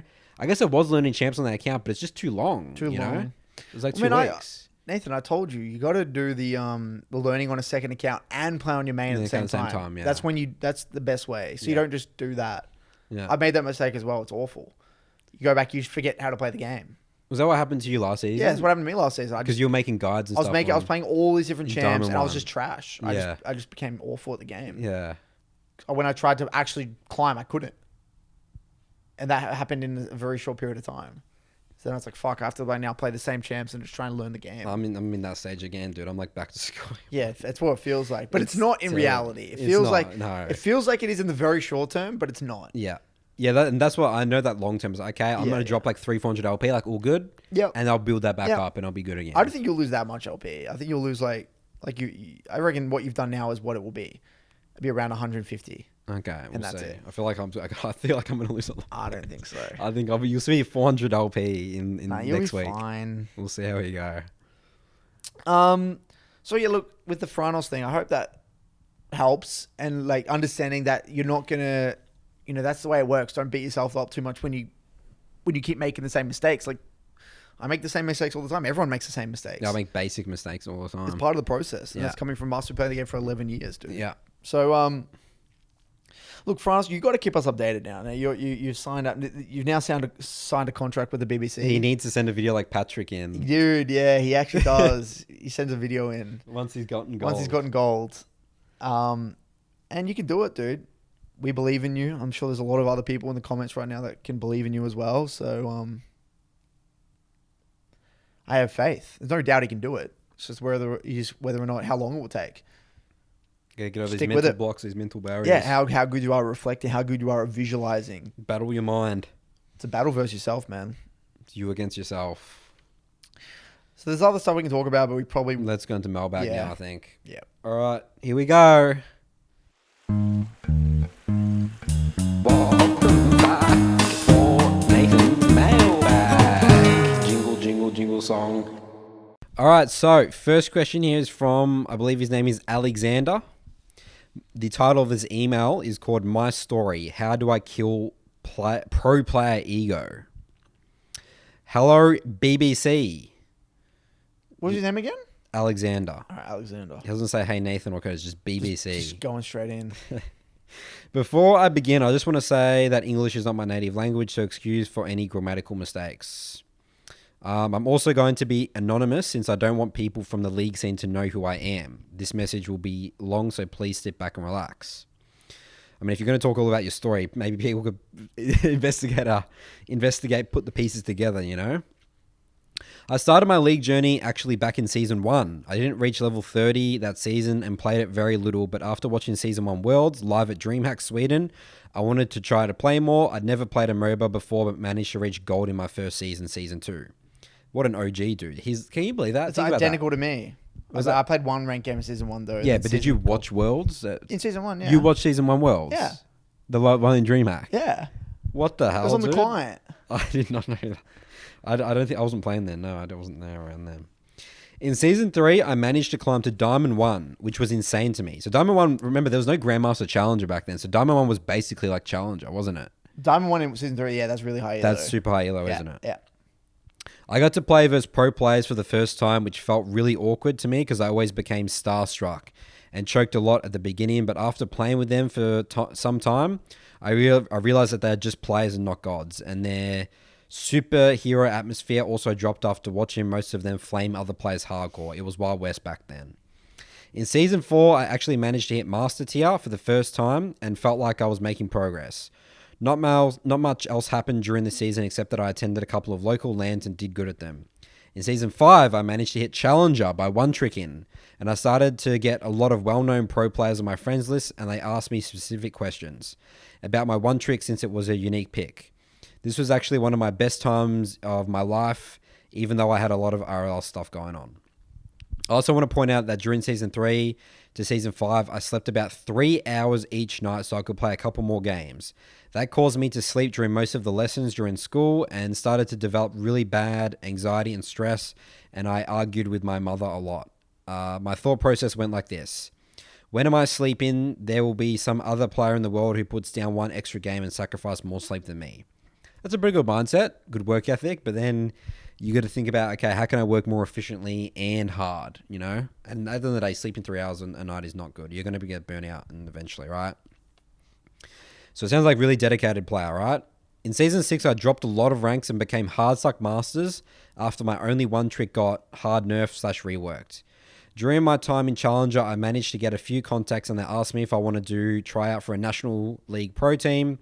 So this is from EU. We have different leagues in Europe, for example, French League, Spanish League, German League. It was between me and 4 other players. All of them were higher LP than me, so I thought I had no chance, but I actually got chosen for the main roster. The main reason because they saw my OPGG and noticed all of my games every season and said I was a hard worker, which they cared about since coaching would apply quicker, etc., etc. This season, I got to travel to different countries and events, compete, wake up, scrim, take team photos. I even got to take a few fan pics and sign stuff. I guess he's still talking about season 6. So that's 2016. We didn't end up last in the regular split, but not in the top either. So the staff wanted to make changes and they decided that I was one of the players that had to leave, let go since I was still just master. GM was not out yet, by the way. And they told me that I was extremely coin flip. One game you play like an LEC player, the other you play like a diamond player. Maybe this happened because I had one tricked a lot and now I had to play different champs, not sure. After that, I was going to do a tryout for another team, but for another role. I spam played this role for weeks to do well for my tryout date, but I decided to pick up a no name before I had my chance to try out. This made my whole brain mental boom. After this, I took a small break between season 7. During season 7, I actually got an offer to Korea, so I did. I wanted to try another role here since I became Hardsuck Master as a pro on my main role. That didn't work out too well since I peaked Diamond 2, but most of the time I was Diamond 3. Is this in Korea, yeah. Coming back home after the trip, I decided that the role swap didn't work, so I had to go back to my main role again. But this time I couldn't even... Yeah, so he came back to his main role again, but this time I couldn't even get back past Diamond 3. So it was Master in EU, now he's switching back to his main role, and now we can't even get past Diamond 3. In Season 8, I perma-swapped roles, all 5 of them, over 150 champs played, and was stuck Diamond. Same with Season 9, same with Season 10, and same in Season 11. Right now in Season 11, I have 1,200 games, 49% win rate, Diamond 4. My most played got 90 games, and I want to vomit when I see my OPGG. The only thing I am proud about right now is that I am never toxic. I just mute all and play, unlike Season 5 around those seasons. My question is this: has my time passed? Is it time to move on? How do I change my ego from I was a pro player to I am hard stuck diamond player? I love League, but I do think the game becomes more fun to play after each new tier you reach. Maybe this whole email is giga cringe, but I thought you guys might enjoy this read. Keep up your amazing work. That's a journey, man. What a journey. Wow. In terms of being a pro player, I'd say time's passed. Yeah, he's burnt. You're done. You're done. Sorry if that's not what you want to hear, but you're done. Yeah. No one will pick you up. Yeah. I mean, whether or not you want to continue playing League though as a hobby and personal development, which I think you look without sounding, I don't want to sound judgmental here, but it seems like you do need to address some of the issues that I think you've done some damage. I think it's a better way to frame it. You've probably done some damage here, and I think fixing your relationship with the game and with yourself in terms of improvement, it needs to happen, and that whether it's through League or something else. The fact that he has spent that long playing the game, like over those past few seasons, and is it 1,200 games, Diamond 4? 49% win rate right now. That is problematic. Yeah. I'd say relationship with the game is really toxic. I'd say you're living in the past. Well, I would say, look, if we're going to use an analogy here, you've been, say, like in this really toxic relationship with a girl for 10 years. Yeah, for 10 years. There's been ups and downs. You've been married, then you got divorced, but then you got back together. She's cheated on you. You've cheated on her. You kind of know their families. So you can't leave it. You got to stay. Yeah. And, you got a kid, and you got a responsibility to raise the kid together. Because this happened to you. You could say it so well. Get us speaking from experience. Speaking from experience, being married and divorced. There's all this mental baggage, right? There's all these experiences that you've had, and it's just an absolute nightmare. And look, you can either go to marriage counseling and do the therapy thing and get it and fix it, and it's gonna be hard work, right? Very hard work. Harder than the average Diamond 4 player. It's gonna be harder for you to climb than the average Diamond 4 player. It's in a weird way, it's similar to Firranos in bronze. It is, yeah. The challenge from him getting from bronze to gold is probably equally as hard as you getting from, given your experience, diamond to master. Because it's he's so much mental baggage. So look, man, I think he has to do a very similar process in a weird way to Firranos. I think he needs to really get specific about what sort of person and player does he want to be. Do the behavior is the behavior that you're showing on a day-to-day basis coherent with the type of player you want to be? Well, it's so we've said to him he shouldn't be trying to achieve to be a pro player right now. So he needs to change his reason why he plays League. That's correct. It sounds like he's still trying to be a pro player because he said that's the best time he had in his life. But understand that that's not a reality. Sailed. That's ship sailed. And then now you need to find out why you play the game, how that fits into your life. And other than that, you obviously have other responsibilities, because you can't. You got to have a job, Yeah. studying, whatever you're trying to do. You got other you got to sort your shit out. You got to be a valuable member of society. Yeah, you got to figure out a way to do that. So yeah, I think step number one, you're right, and you're spot on. You got to figure out what your goal is and why you play the game and why you're doing it, and how it fits into your life. Again, playing 3 games a night and just using it as a challenge as a thing is a personal development challenge. That's what I view League as. It's a little small goal, and that's what most people, I think, who join my Midland Academy, a handful of them want to probably go pro or whatever, not less than that. But then most of them just get joy out of getting better at something. Yeah, they enjoy learning the how game. to get better at it. Yep, learning how to. That's the fun bit. That is the fun bit, and I think he's lost the way along the way. He peaked at some point, and even the way he got his peak was. So this is I'm gonna take a second to break down your journey for you, just so you understand why everything panned out the way it did for you. Okay, so I had an incredibly, both of us in a weird way had a very similar journey from season 1 to season 5 type thing. I think it was very similar, kind of. We both. For me, I didn't play season 1. Season 2, I didn't play ranked at all. I was just gold, and then season 3 was I got rank 2 challenger. And then that was so the similar trajectory, and then he started to get good and play pro, semi-pro. And then he kind of then our paths diverted. He reached his peak when he was season 5 in Challenger. Well, we got into the pro scene, so we got part of that. Right, we got part of it, but then we continued to get better though. Yeah. Whereas he kind of just fell off the cliff, and I think for him, his relationship with the way he got good was not replicable. So he had a one trick, and one tricking is never a great way to get good at the game. Yeah. So he obviously got inflated into I don't like using that word, but he learned the game through one lens. He learned the game through one lens. So when he was forced to go into pro, he didn't have the skill set to be able to impress people because he didn't have a process to get better at other champions. And because his process was lacking, he had to purely rely on talent, right? And that only gets you so far. And then he wasted a bunch of time swapping roles, which is never good. It's very rare that swapping roles is going to work out. And then through all the swapping roles, flipping around, mental booming, wasting time in competitive teams when he should have just been grinding solo queue, he missed his chance. Or it's also the people you surround yourself with. You could have surrounded yourself with some bad crowds. Yeah, probably. But he should never, after he actually got laid off of that team, in end of season 5, he should never have joined that Korean team. He should have went straight back into SoloQ and said, I want to get top 10. Yeah. If he had done that with a great champion pool in season 6. Yeah. That could have been his career. Yeah. Because again, SoloQ is, people, I've seen this time and time again. I still see it now. People are obsessed with joining shitty teams. Yeah, amateur teams. Yeah. People waste time. Yeah.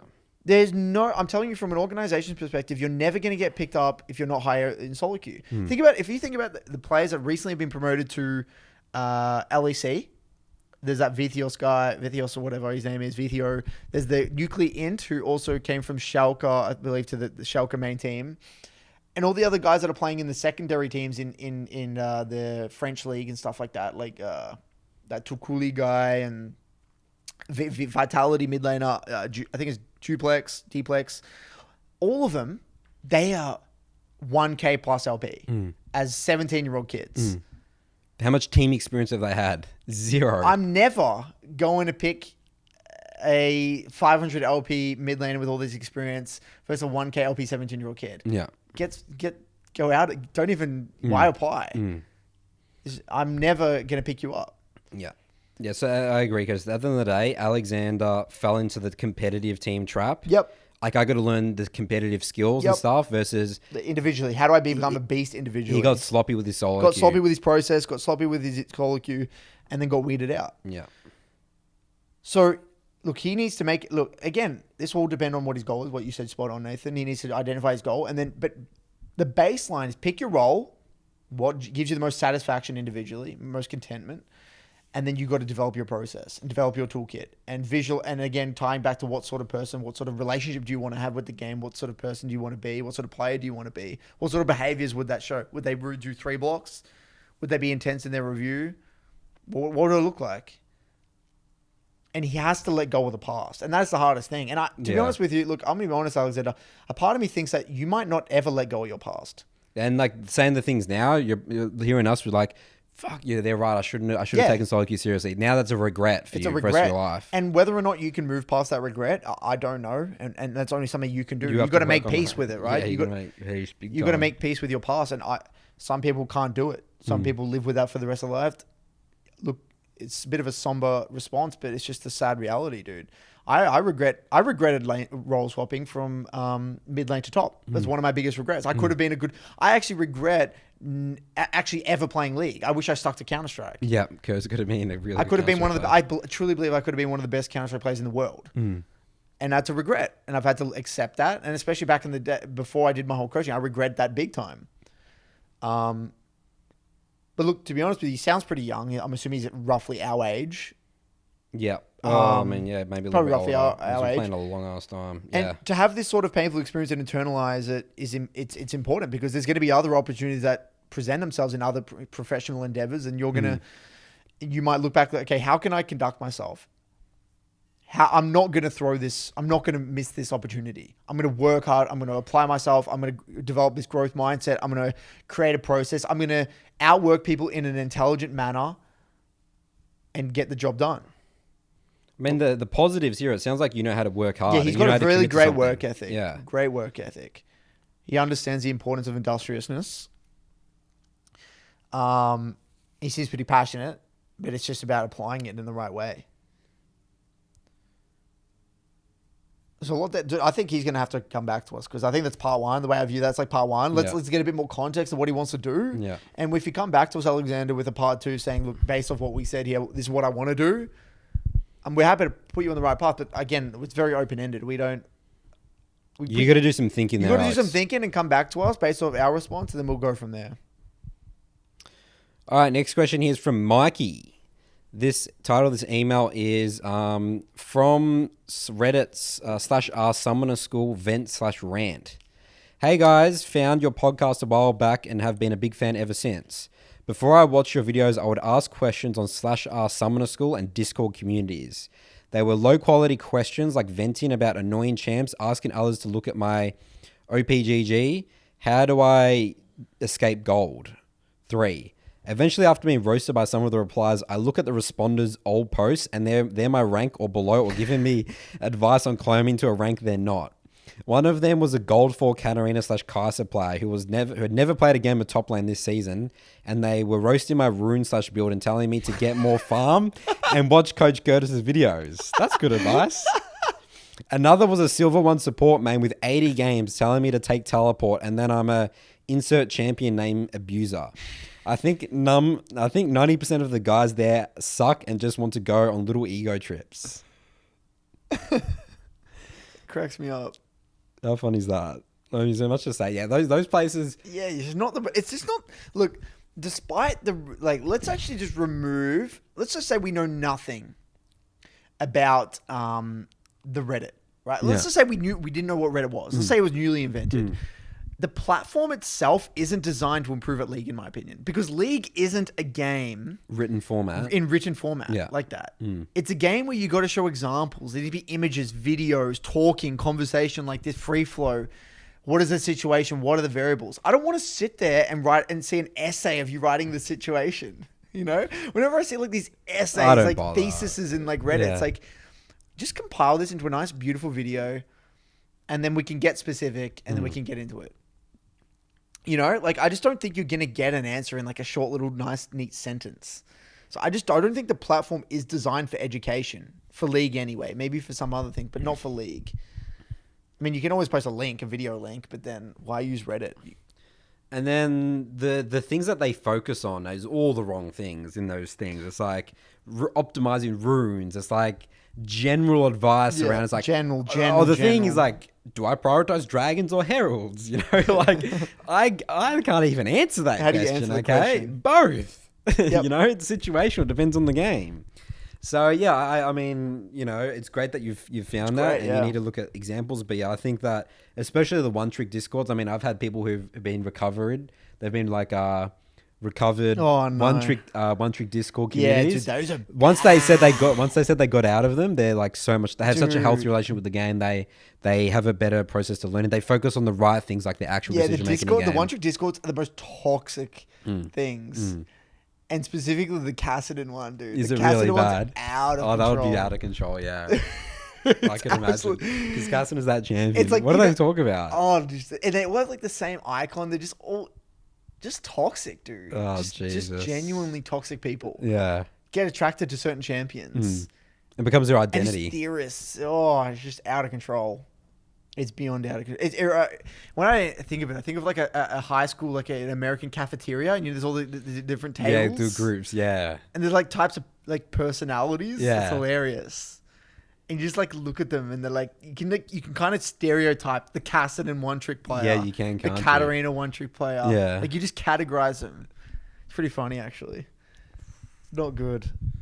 So it looks echo chamber. There's your echo chambers. The echo chambers, yeah, and it's what he says there. It's like they're he feels like they're just little ego trips. Like people. This is the thing about League, because people spend so much time in the game, you know, and they do know some things about the champ and stuff like that.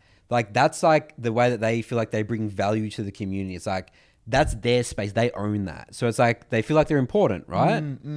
So like, you know, it's good. You know, they know some things. Yeah, look, but the thing is, I think they push the agenda on people, and they don't like, okay, well, like, this is the way I play it. Like, you know, here we go. But at the end of the day, you know. Yeah, they're good in theory. Like, you have a discussion about a champion. Let's get very detailed. Yeah, I think the intention. But then the way that these communities form and what they become. It's a gang mentality. It's like, if you don't agree with this and you have a unique. Or it's like you're sharing an opinion without like realizing that some people just shouldn't have opinion about something, you know, as well. Yeah, and like the silver support players telling this guy to take. Should you have like a barrier to entry in order to have an opinion? Yeah. It's not like I should. I don't tell anyone about how to play top lane. It's like we shouldn't have an opinion on COVID, you know? No, I don't have an opinion. Because we don't know shit all. I'm not a doctor. Don't listen to us about COVID. That's right. You know, nor should you listen to anyone else that is like a health professional. Yeah. But it's like these people, it's like, okay, oh yeah, I guess I've read some articles on COVID on online, and if I've had COVID, maybe I've spoke to some people who've had COVID, and like, I've watched the news a few times, and you probably listen to my opinion. I'm about an COVID. expert. I'm an expert. No, it's not the case whatsoever. Yeah. Or what they do in these communities is like one high elo player does it, and they just like spread it. They just like, I know it in depth because this guy said it, and then they spew it on everyone. Or just the classic league stuff, it's classic league culture. Yeah. There we go. So at least we've helped someone recover. Adding to our list of recovery people from the Reddits and the Discords. In the hospital. On the hospital bed. Yeah, we got a hospital bed. Now we're checking him out of our hospital, So it's like, what was his name again? Mikey. It's like, Mikey, did you enjoy your stay, everything? And then now we're letting him out into the world, All right, next one here is from Selman. I think your name's Selman. I've heard that name before. Really? Hey, Curtis and Nathan. It's been a while since I checked in. Okay, he must have popped in before in Nathan's mailbag. But I've been enjoying your guys' podcast as always. I've been trying to really implement 3 blocks as well as VOD reviews to fix my SoloQ mindset and successfully climb. Unfortunately, I struggle a lot to keep on this track and tend to go back to my old toxic habit of playing 8 games straight. This has caused me to go on huge win-loss streaks and has caused me to go from high gold 3 all the way down to the bottom of gold 4. It's hurt my confidence a lot and I'm losing intensity. I know what I must do to get back to where I am, but I'm struggling to stick into it. Any tips? So I actually want to kind of talk about this for a second because I'm guilty. I gotta confess. Yeah. I rage queued. Oh my God, Curtis. I relapsed. I actually rage queued as well. I played a 3-game block. I lost all 3 games, and the way I lost was super frustrating. I said, I can't go to sleep on that game. Me too. I played one more game, and then I lost again, and I'm like... I relapsed, dude. I was so mad at myself. And then I was pissed. I think I was on dude. Discord. I said, I'm breaking the 3-block rule. Yeah. I'm playing again. I know it's a bad idea. I'm just going to play it anyway. Yeah. Yeah, me too. I knew that I was playing with very low intensity and energy, but I was pissed. I was so angry. And it was versus you as well. Oh, yeah. Yeah. And then I actually versus Nathan in my game, and it actually just exploded me, dude. And you know what? Like, I love having these experiences because it humbles me. It's like, this is what we're trying to fix. Yeah. This is a very, like, I'm human. We're human, dude. Like, I lost control of my emotions. Dude. I didn't control myself. But it was, in reflection, it's, okay, first of all, I'm going to share my experience, what happened specifically. I found myself, I started to get on that toxic blame riot train. And this followed on as well because specifically you're into a Trinimir as Cassiopeia, and we just had that discussion about the mid lane meta. Oh yeah, it just did my head. So it's like a flow-on effect. It was a flow-on effect. I'm just versing. It's like bowling up. You're like the meta is just. I'm just versing just like annoying champion after annoying, and I'm like, I've had enough. Yeah. Right. And that was the explosion. And then, but again, it was just like in hindsight, reflecting on the situation, it's just very low level behavior. Like, it's your job to adapt. When I'm at my level, you got to adapt. If you fail to adapt, rather than complain, you're not a high level player. At my level, you got to adapt to the meta. So I've had to shift my pool and accept reality, right? So anyway, I didn't realize what I was doing at the time in that block that day. And what I should have done was I probably shouldn't even have played in the first place. I shouldn't have even played that day, but I wanted to get more games in. So I played with a negative mindset heading into the entire block. Yeah. Every decision that was happening throughout the block, I was always tying it back to fuck Riot's mid-meta right now. Yeah. Rather than, here's what I failed to understand, and these are the weaknesses and strengths of these champions. I wasn't getting specific enough, right? And look, it's frustrating, and this whole Trinimir mid and all these champs that are mid, like better than mages, like I've just had to come to the conclusion that it's the way it is. But what really annoyed me was so first of all, I committed the sin by playing that 4th game. Yeah. It actually affected my relationship because I was negative mood for 2 days straight.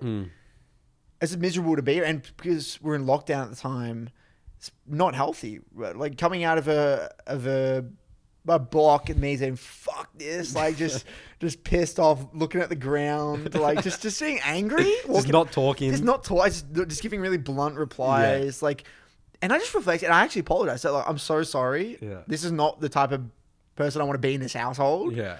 I got to get control of my emotions here. This is ridiculous. And over the weekend, reflected a bit, come to terms with it. I played a few normal games to just get a feel of what these champs do.